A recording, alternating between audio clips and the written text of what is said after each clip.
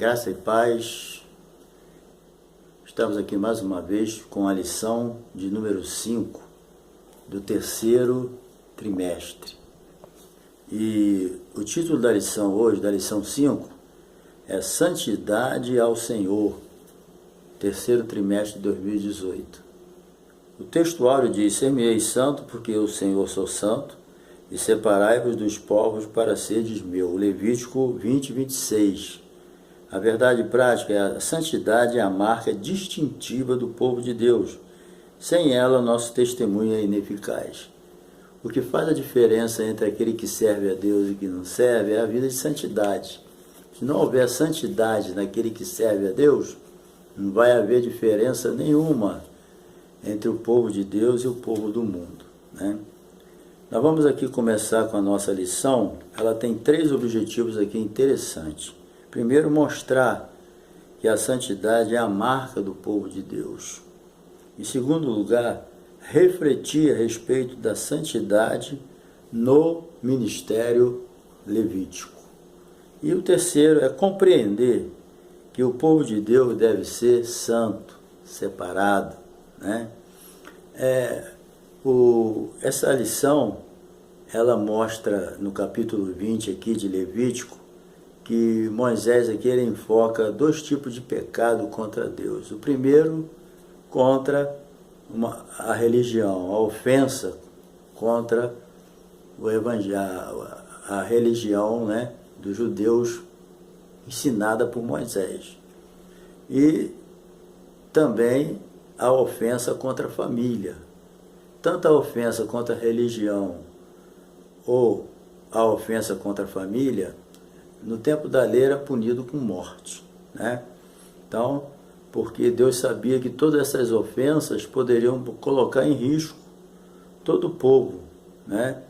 Então, Deus punia com morte. Então, nós vamos ver aqui a primeira parte, a santidade, a marca do povo de Deus. Bem, nós sabemos que o povo de Israel ali começa com Abraão. Abraão era um gentio que estava vivendo lá em Ur dos Caldeus, né? Dizem que é aproximadamente uns 800 quilômetros para onde Deus chamou ele, né? Que queria que ele fosse. Então Deus chamou Abraão e ele obedeceu. Mas depois ele deu uma paradinha em Harã ali com a família e tal. Quando o pai dele morreu, Deus novamente chama ele, confirmando, né? E ele obedece e vai para a terra que ele nem sabia qual, né? Deus disse que ele iria para uma terra que eu te mostrarei. Ele não tinha nem ideia ainda, né? Então, a história de Israel, ela começa com Abraão. Abraão é o pai da fé. Abraão é o pai de Isaac, Isaac é pai de Jacó, e Jacó é o pai dos 12 patriarcas das 12 tribos de Israel. Então, aqui começa a vida de santidade deles, ou seja, começa a separação. Deus separou Abraão para ser o pai da fé, né, e ser o patriarca de Israel, né, o povo de Israel. Então, já começa aí a separação, porque santificação é a separação. Então, Deus separou Abraão para ele, para que através de Abraão, né, Deus também separasse o povo de Israel para ser uma nação santa, uma nação separada, né? Então, isso aí, assim começa a jornada de Abraão. Sai da sua terra, sai do meio da sua parentela e vai para uma terra que eu te mostrarei. Está lá no capítulo 12, né, de Gênesis. E ele foi para a terra que Deus mostrou, que é a terra de Canaã. A partir da chamada de Abraão, né, uma nova realidade surge juntamente com todo Israel. Esse povo passa a ser herança particular de Deus, ou seja, uma nação santa. Desde o momento que Deus separa alguém, Deus escolhe, Deus chama e Deus separa. Foi isso que Deus fez com Abraão e depois com o povo de Israel, que são descendentes de Abraão, né? Deus chama, Deus escolhe, Deus separa e Deus chama para fazer a obra, né?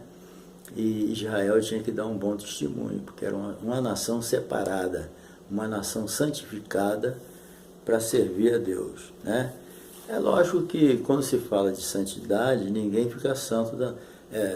A santidade, ela é uma escada, né? A pessoa cada dia mais, conforme diz em Apocalipse, aquele que é santo se santifique mais ainda. E nós vemos que Israel, ele não atingiu logo os objetivos de Deus em matéria de santidade, né? Foi um processo longo, doloroso, para Israel chegar onde Deus queria, né? E nesse processo de santificação, né, que começou com Abraão, muitas vezes era interrompido. Por quê? Vocês lembram, quem conhece a história de Israel, não sabe quantas vezes Israel apostatou da fé? Vocês vejam que no livro de Josué, como que aquele povo viveu ali só vida de vitória, só bênção na presença de Deus. Mas depois que morreu Josué, morreu os demais anciãos, os líderes, veio outra geração, aí você entra no livro de Juízes. Que decepção, né? O povo ali se apostata da fé, o povo ali começa a pecar, começa a imitar as nações, uma desordem generalizada. Por quê? Porque o povo perdia o rumo, né? Principalmente os líderes que não cooperavam. Então Deus entregava a ele as outras nações, aí eles choravam, se arrependiam, aí Deus levantava um líder, libertava eles, o líder morria, eles começavam de novo. Então, esse processo de santificação na vida de Israel foi um processo muito longo, muito doloroso, e que dependeu muito da paciência de Deus para Israel chegar onde ele queria, né? Então, Israel sempre teve seus altos e baixos, né? Israel tinha a parte dele, fazia a parte dele. Quem nos santifica é Deus, mas nós temos a nossa parte. Nós somos responsáveis em administrar a nossa vida de santidade. Deus me santificou, qual é a minha parte? Preservar aquilo que Deus fez na minha vida, né? E Israel deixava muito a desejar. É claro que quanto mais a gente ama a Deus, mais fácil as coisas se tornam, né? Quando você faz uma coisa por amor, digamos que a pessoa sirva a Deus, mas não sirva por amor, sirva por obrigação, sirva por uma religiosidade. Aí quer dizer, ele faz aquilo obrigado, faz só para cumprir aquele ritual, mas quando ele ama a Deus, aquilo para ele passa a ser um prazer. Aquilo que ele fazia por obrigação, deixa de ser obrigação, passa a ser um prazer, passa a ser uma alegria, passa a ser um desejo até contagiante, contagia até outras pessoas. Mas quando a gente é só religioso, faz as coisas porque tem que fazer, senão eu vou para o inferno, senão Deus não vai me abençoar, as coisas não funcionam legal. Isso não é uma vida de santidade, isso é uma prisão. A verdadeira santidade, ela se resume em fazer com alegria, com prazer. Isso é que é a verdadeira santidade. É quando você espontaneamente se apresenta a Deus para fazer a vontade dEle, a obra dEle. Se afastar do pecado para você é um prazer. A pessoa que vive uma vida de santidade é assim. Se afastar do pecado é um prazer, é uma alegria. Se aproximar de Deus é uma maravilha. Então, santidade realmente é isso, é você se afastar do pecado e se afastar do pecado e se aproximar de Deus. É isso que é a verdadeira santidade. Não tem santidade fora disso. É isso, eu vou repetir. A verdadeira santidade é quando você tem prazer de se afastar do pecado e tem alegria de se aproximar de Deus. É isso que é a vida de santidade. É esse processo que Deus quer na nossa vida. Então, quando a gente ama a Deus realmente, como Deus tem o primeiro lugar na nossa vida, os seus mandamentos não são pesados. Não, a Bíblia diz que Deus ama o que dá com alegria. Não é só dinheiro, não. É a nossa vida, é o nosso trabalho, é o nosso serviço, é a nossa dedicação. Quando ela é feita com alegria, é uma maravilha, né? Então, mas quando a pessoa não ama a Deus, não tem uma vida de santidade, tudo que vai fazer para Deus é um sacrifício, é murmuração, é reclamação, é melhor não fazer. Mas quando está na santidade, quando está pertinho de Deus, é a maior alegria, entendeu? Então, isso é muito importante na nossa vida. A santidade como uma marca. O livro de Levítico, ele tinha por objetivo fazer da nação Israel diferente de todas elas. É isso que Deus quer. A santidade te faz diferente. A santidade te faz diferente. Se não houver santidade, querido, não há diferença. Entendeu? Então Deus deu o livro de Levítico para o povo israelita, para eles serem diferentes, para eles entenderem que eles não são um povo qualquer. Quando alguém aceita Jesus, que está na igreja servindo a Deus, ele já não é mais uma pessoa qualquer. A Bíblia diz que nosso espírito, alma e corpo pertence a Deus. Entendeu? Porque Deus nos comprou por bom preço. Qual foi o preço que Deus nos comprou? O sangue de Jesus, né? Então, através do sangue de Jesus, nós passamos a pertencer a Deus. E quando pertencemos a Deus, nós temos que amá-lo, viver separado, né? Então, era isso que Deus queria. O livro de Levítico aí para quê? É para viver diferente. É para amar a Deus, é para que as nações vejam, olha, realmente, hein, aquele povo ali é diferente, muito diferente, e é feliz, né? Porque quem serve a Deus com alegria é feliz, né? Então, o cristianismo não escraviza ninguém, não. As religiões escravizam, né? Então, houve épocas, né, em que Israel alcançou esse objetivo. E quando as nações viam a diferença em Israel, quem era glorificado? Era Deus. Igual hoje, quando o mundo vê a diferença na igreja, quando o mundo vê a diferença na gente, nós somos povos diferentes, isso aí glorifica o nome do Senhor. A Bíblia diz que a rainha de Sabá, ela veio de longe, veio lá da Etiópia, né? Para quê? Para ouvir a sabedoria de Salomão, porque a fama de Salomão estava indo longe, e a fama de Salomão, todo mundo sabia que era o Senhor que tinha dado essa sabedoria a ele. Então o nome de Deus era glorificado. Israel teve os seus momentos de vitória com Davi, o rei Davi também, né? Levou o povo a viver uma vida de santidade separada, todo mundo via a diferença no povo de Israel, todo mundo via a diferença no tempo de Salomão. Muitos reis, como o rei Asa, né, Ezequias, eram homens que faziam a diferença, e era isso que Deus queria. Tá entendendo? Mas Israel era assim, né? No tempo de Acabe foi um desastre, foi uma vergonha, né? Depois as nações, Israel se separou, era assim, era cheio de altos e baixos, mas Deus sempre foi fiel. É que nem diz, né, no Novo Testamento, ainda que nós sejamos infiéis, Deus permanece fiel, porque Deus não pode negar-se a si mesmo, né? Então, é essa situação, santidade no ministério levítico agora. Bem, lógico que os líderes tinham que ser exemplo. Quem disser que o líder não precisa ser exemplo, não entende nada de liderança. Se o líder não for exemplo, vai seguir quem? O que Paulo disse? Sei de meus imitadores como eu sou de Cristo. Nós devíamos, Paulo ensina o quê? Vamos imitar, para a gente imitar a Cristo como ele imitava, né? Então, isso todos nós temos que falar para os pastores, para as suas ovelhas, os líderes, para o seu liderado, sede meus imitadores como eu sou de Cristo. Então o sumo sacerdote ele tinha que ser exemplo, ele tinha que ter a santidade exterior, né? O sumo sacerdote só poderia casar com uma mulher se ela fosse virgem, certo? O luto tinha que ser discreto, por exemplo, naquele tempo quando morria alguém da família ou parente, as pessoas cortavam o cabelo como sinal de luto, golpeava o corpo, machucava o corpo, né? Rasgava as vestes, descobria a cabeça. Então o sacerdote não podia fazer isso não. O sumo sacerdote, morreu alguém, mas ele tinha que ser discreto, manter a sua posição de líder. Olha só, Era muita exigência, né? Mas também isso era santidade exterior.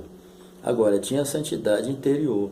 Só a santidade exterior não resolve. Não adianta a pessoa ser santo só na roupa, ser santo só na aparência, porque isso aí é hipocrisia. Você lembra do saduceu, fariseus? Os fariseus eram santos, mas só por fora. Por dentro, era igual sepulcro caiado, bonito por fora e horrível por dentro. Só tinha coisa podre. Isso é hipocrisia. Então Deus não quer os líderes com santidade só exterior. A santidade do líder tem que ser também interior. Se os sacerdotes de hoje são santos só por fora, já erraram o alvo. Isso é hipocrisia. Certo? Então, a Bíblia fala de santidade interior e santidade exterior, que tem que andar junto. A santidade exterior e interior não pode ser separada, tem que estar junto. Certo? E a santidade e a glória. Quer dizer, nunca faltou a presença de Deus na vida de Israel. Mesmo eles errando, pecando, e as nações sabiam disso. O que trazia medo nas nações de Israel para com Israel é que elas percebiam que Deus estava com Israel. Às vezes eles queriam devorar Israel, mas eles sabiam, no fundo do coração, as nações inimigas de Israel sabiam que o Deus de Israel estava com eles. Muitas vezes o Israel vacilava, mas Deus estava ali, ó. Deixava eles ficar no cativeiro. Às vezes ouvia uma nação, escravizava eles aí 10, 20, 30, 40 anos. Mas depois eles se humilhavam, clamavam, aí Deus levantava um líder, tirava eles de novo da garra do inimigo. E as nações sabiam disso. As nações percebiam que quando Israel estava escravizado, é porque elas tinham desobedecido a Deus. As nações não eram bobas. Os filisteus, aqueles amorreus, todos aqueles inimigos de Israel, eles sabiam. Os próprios reis sabiam, o inimigo, que quando Israel caía na escravidão deles é porque eles desobedeciam a Deus. Então eles procuravam levar Israel a desobedecer, porque quando Israel desobedecia, eles ficavam fragilizados, ficavam fracos. Aí o que acontecia? Eles eram dominados facilmente pelas nações vizinhas, mas que as nações sabiam que o Deus de Israel estava presente, a glória de Deus nunca abandonou Israel, né? Nunca. Agora, depois do cativeiro a coisa complicou, mas mesmo assim Deus deu uma nova chance para eles, trouxe eles o pós-cativeiro, né? Deus mudou, deu nova chance. Então, isso levava as pessoas a temer. Bem, vamos aqui para a santidade do povo de Deus. A santificação dos filhos não podiam sacrificar, a santificação dos filhos. Como assim? Por exemplo, Israel não podia sacrificar os filhos, porque são herança do Senhor, né? Deus nunca permitiu isso e foi bem contundente, foi severo. Não pode sacrificar os filhos. Isso é a maldade, né? Coisa do diabo mesmo. E porque os filhos são herança de Deus. Também não podiam fazer aborto, mesmo que seja, né, não seja criminalizado, a lei permite, mas ao cristão não cabe o aborto. Você lembra de João Batista? Deus falou assim, ó, o Espírito Santo falou, por intermédio do anjo, né, o anjo falou que João Batista seria cheio do Espírito Santo desde o ventre. As pessoas dizem que o que está no ventre não é nada, é um feto sem nada. Mas João Batista foi cheio do Espírito Santo já no ventre. Já pensou se Isabel fizesse aborto? Ia matar uma criança cheia do Espírito Santo, né? E quando Maria chegou lá para visitar Isabel, a criancinha, quando ouviu a voz de Maria, todos foram cheios do Espírito Santo. A criança pulou dentro da barriga e foi cheia do Espírito Santo. Então João Batista já foi cheio do Espírito já no ventre materno, né? Então essa é a questão que Deus quer. Poupar, nada de aborto, né? Os filhos devem amar também e respeitar os pais. Como assim? Os pais devem ensinar os filhos a servir e amar a Deus. Isso aí, meu querido, é um pecado. Quando o pai e a mãe não ensina o filho a amar e a servir a Deus, não ensina o filho a fazer a diferença daquilo que é limpo e daquilo que é imundo, ele está pecando. E ele vai pagar caro por isso, né?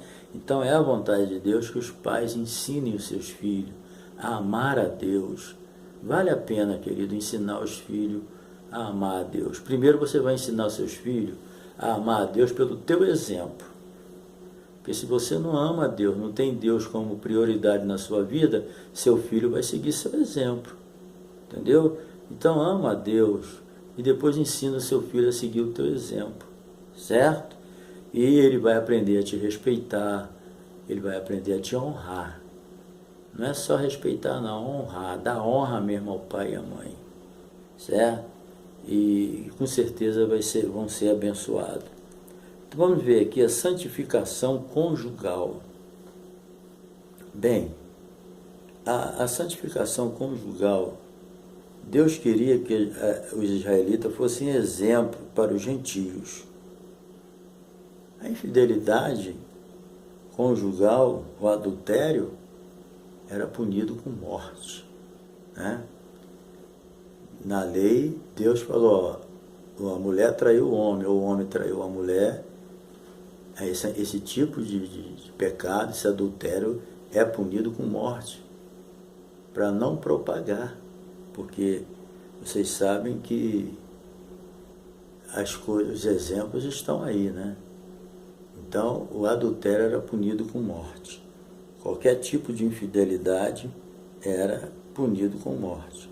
Então, o 7º mandamento é esse: não adulterarás, que seja sem mácula, que o leito sem mácula, né? É o que Deus quer. Então, isso aí foi um dos grandes ensinamentos.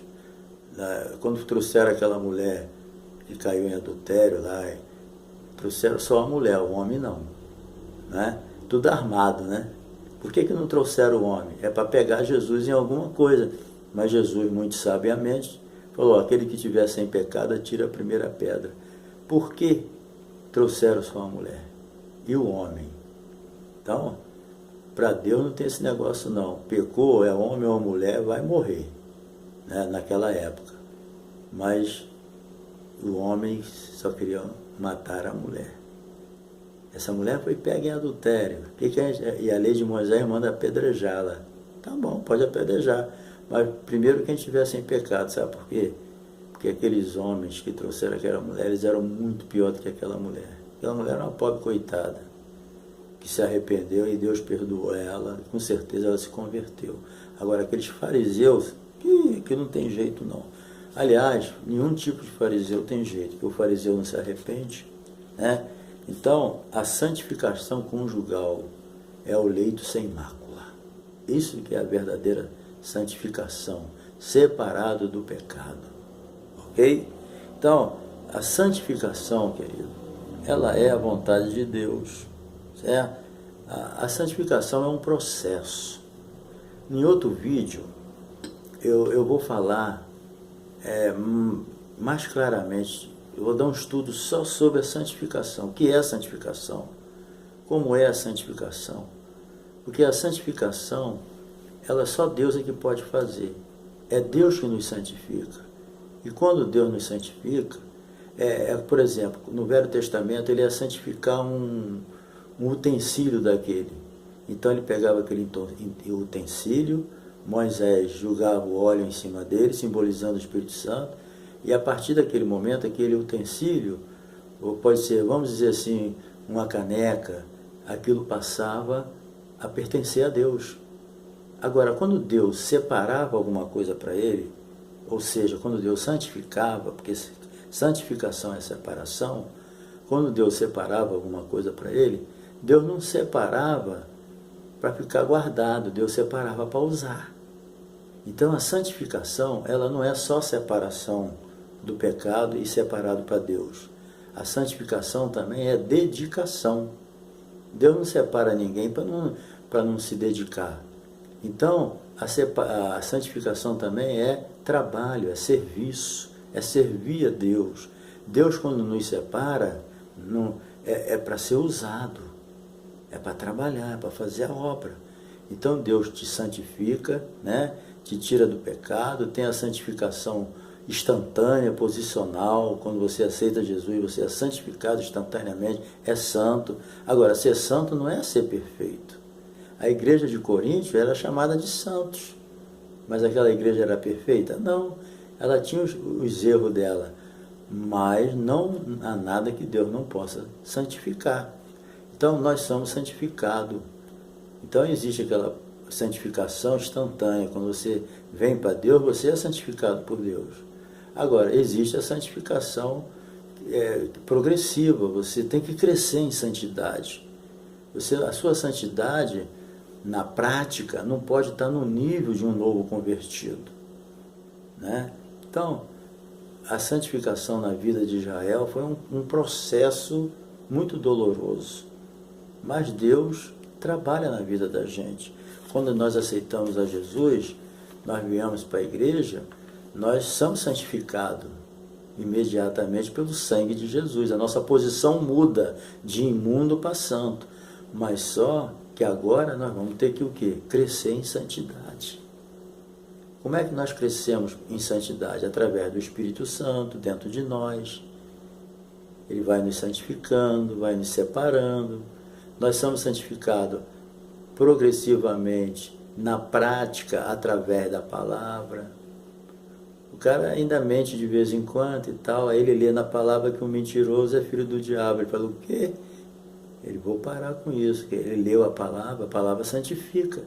Jesus falou assim, ó, vocês já estão limpos pela palavra que eu tenho vos dito. Então a palavra limpa, a palavra santifica, entendeu? Então depois a gente vai dar um estudo mais profundo sobre a santidade. Na teologia a gente fala com mais propriedade, com mais tempo, né? Mas o que nós temos aprendido aqui é isso, a santidade. Sem a santidade ninguém verá o Senhor. Então, para encerrar aqui, eu quero a conclusão aqui, diz assim, a nossa conclusão.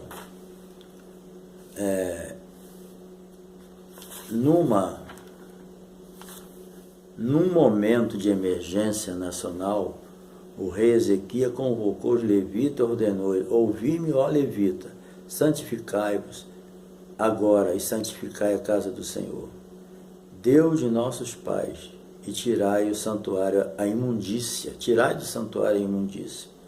Foi naquela hora que teve início um grande avivamento em Israel.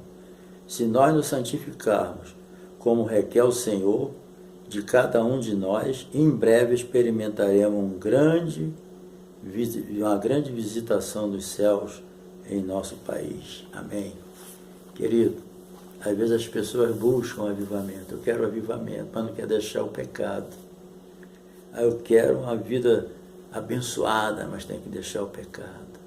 Crescer na graça e no conhecimento de nosso Senhor Jesus Cristo.